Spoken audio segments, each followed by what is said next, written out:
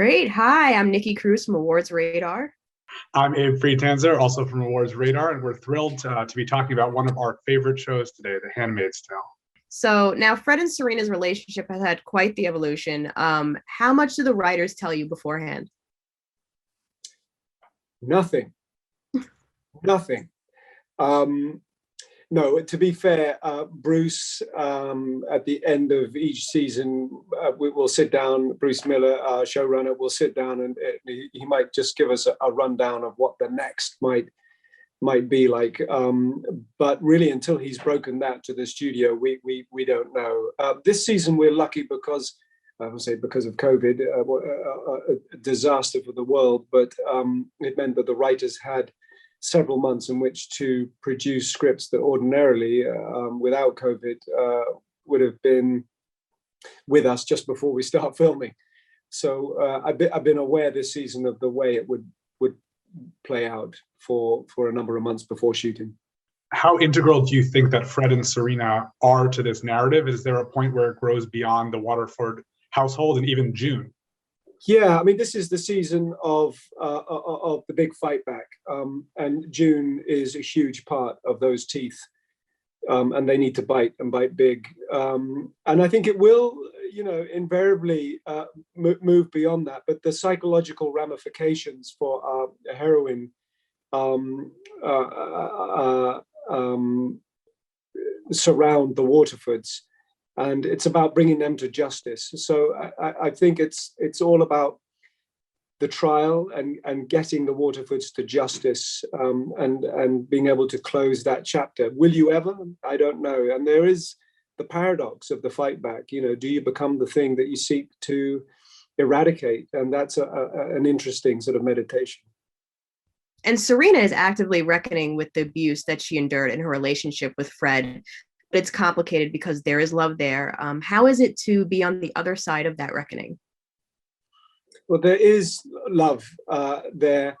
But I think having been thrown under the bus, each of them throwing each other under the bus last season, means that the Waterfords, as they always do, they forged their alliance in a new way. There is a history of love, but I think it's long evaporated. And now it's a marriage of convenience and survival. I think Serena getting pregnant has, as much as she maybe didn't want Fred to know that, has massive repercussions and lifts Fred from this sinking ship and lifts his spirits, and also allows him to fulfill a lifelong dream, and that is to sort of be the head of the perfect Gilead family. So that has an interesting impact on how they forge ahead. And we do see a lot of Fred and Serena defending the way that they treat individual people as a way of saying that they're not so bad. Do you believe that they're redeemable, and do you see them as villains? Well, I see them,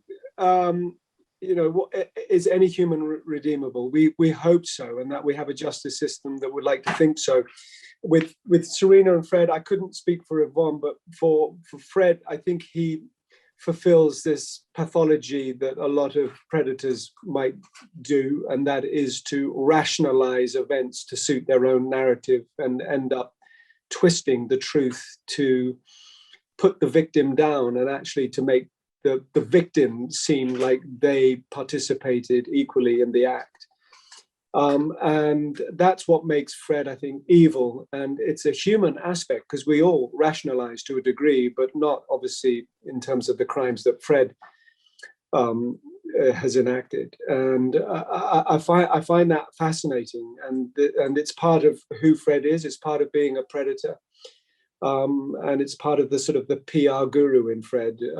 Is it about the cause? Is it really about Gilead for Fred, or is it really about personal power? He's an incredibly weak man, and I think he's threatened by the people that he wants close to him, who are powerful, strong women with great voices. But he feels threatened by their voices, at the same time enamored by them. So he's a complex guy. Is he redeemable? I hope so. I hope they are. But I think he's someone that you give him the regime and the predator will reemerge, is my feeling with Fred. And there is this interesting shift in the power dynamic between Fred and Serena. You know, we see them confronting basically all that was left unsaid and building in these last 3 seasons. How has it been to really explore that shift? Yeah, I think, I think for the first time, Fred has been able to sort of unravel the way that he is used by Serena. And there's one scene in particular where he says, "I am as you made me," and he's enjoyed being made by her, but it's the first time he's pulled back, and sort of been fully cognizant of her manipulations. He's always felt that he's the one that's quietly manipulating, but now he's come to realize just how she pulls the strings. So their dynamic has changed, and they're both surviving and struggling, and they're both very alone. And being in the cell in Canada has left them a lot of time to reflect, and find a way to forge ahead. Regarding their change dynamic, I think we saw in earlier flashbacks a lot about how Serena was really fighting before Gilead to make this society come about. And when it did, it actually has no place for her as a woman of intelligence and authority. And how do you think that has affected their relationship? Well, hugely. It's the root of all their sadness. I think Fred celebrated her voice, but then was at a crossroad where the regime, wouldn't allow it. And it's rather like the finger chopping. He didn't say chop a finger off, but he didn't stand up and say, "You've got to stop this." So he's sort of slid into this sort of front role, if you like, of power. And I think it is an examination of the corrosive effects of power. But it's haunted their relationship, and destroyed them completely. They're both the architects of their own kind of sadness and complex demise, I think. And what is it like to really examine how this character reacts to that loss in power? It must be really interesting after 3 seasons. Yeah, I think Fred's power is, it's how the regime affords him that power. I mean, from mahogany desks to double-breasted suits to military boots, all disguising the weak limb that is Fred. I found it fascinating, and you couple that with the ability that he has to do heinous things to people, and his sort of predatory instincts. And I look, pick up a paper or an article about someone in our industry or outside our industry, and these things are happening all the time. And I think it's people who feel that they are protected, that they can get away with doing things. I find that aspect kind of fascinating. He's evil, but he's human, and I see components of Fred everywhere. And I find that's partly why I find it quite difficult to do the show and the character, because he's not an out and out baddie, and it's tricky, and it's and he's ugly in every respect, but he's human.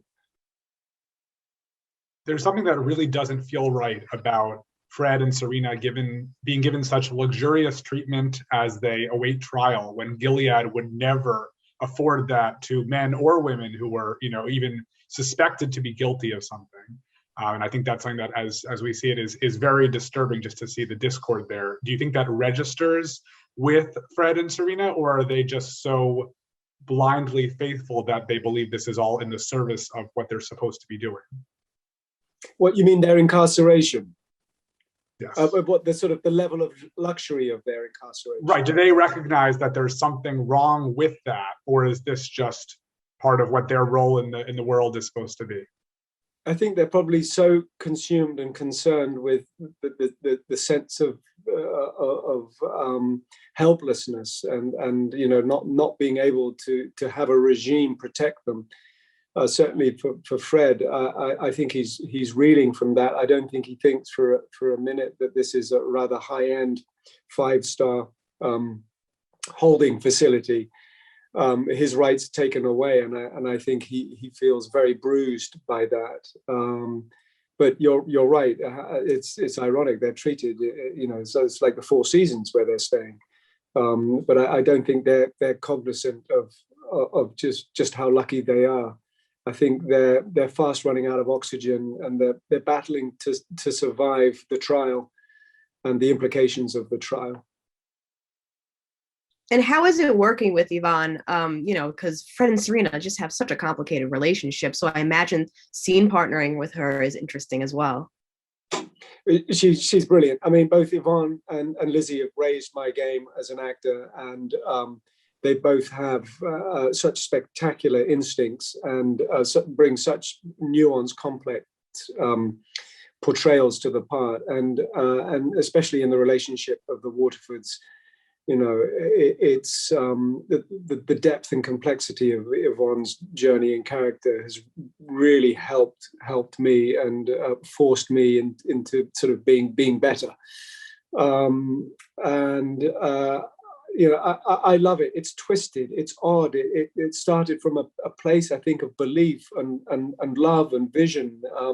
But it's all about the way the theocracy and the patriarchy can kind of ruin lives, and so it just plays back into the cautionary tale for women and for men, and for all of us in terms of just how fragile democracy and voice is. And God, I was so reminded by that when the storming of Congress back in January, and both Yvonne and I suddenly remembered we were on set and we're talking about the scene we both did just before, it was in a flashback just before Gilead was sort of put into action, and Fred turns to Serena with a text message saying they've just stormed, Congress, and they've taken the White House. And God, suddenly the kind of the parallels between the show and the real world just as it's always been to a degree, but for me nothing quite so kind of articulate as that, and so apparent. I think that's definitely true. I think the show has become even more relevant than ever, which is unfortunate. But I think you've given us. I think I might have looked too kindly on Fred up until this point, and hearing how you feel about him, maybe I won't be so sympathetic to any of the possibility that maybe there's some good left in him after this.